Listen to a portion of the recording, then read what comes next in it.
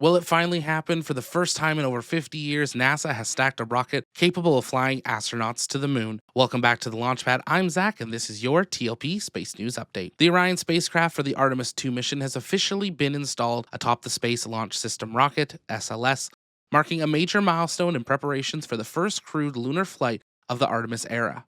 NASA Acting Administrator Sean Duffy confirmed on social media October 20th that Orion, nicknamed Integrity by its four-person crew, is now, quote, fully attached to the Space Launch System inside the Vehicle Assembly Building at NASA Kennedy Space Center in Florida. Orion rolled to the VAB late on October 16th after completing final integration work elsewhere on the center, including the attachment of its launch abort system to the capsule's top. Duffy called this, quote, the last major hardware component before Artemis 2 launches early next year.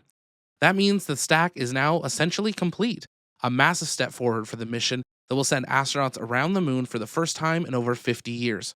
But here's what's remarkable. All of this work is continuing despite the ongoing US government shutdown that began on October 1st. Because NASA's website and social media channels have gone quiet, Duffy's post was actually the only official confirmation of the stacking event.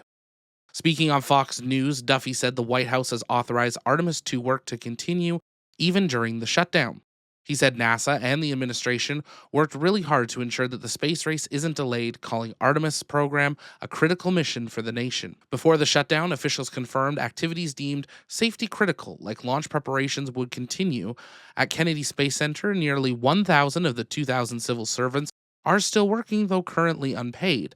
By comparison, research centers focused on aeronautics and science like NASA Langley have far fewer staff exempt from the furlough. The acting deputy associate administrator overseeing Artemis's development explained last month that maintaining safety and mission readiness during a shutdown is vital, and NASA's continuity plan supports it.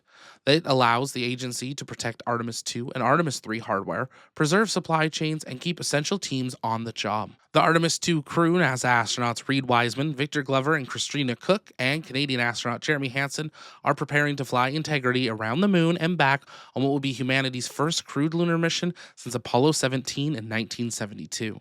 The mission will test life support systems, navigation, and deep space communications before future missions return to the lunar surface. So despite a government shutdown, the rocket is stacked, the crew is training, and the Artemis program is pressing forward to the moon. So what do you think? Will Artemis 2 really fly early next year, or could delays push it out further? Let us know in the comments below. For the Launchpad, I'm Zach. Thanks for watching. Because space is better together, I'll see you in the next one.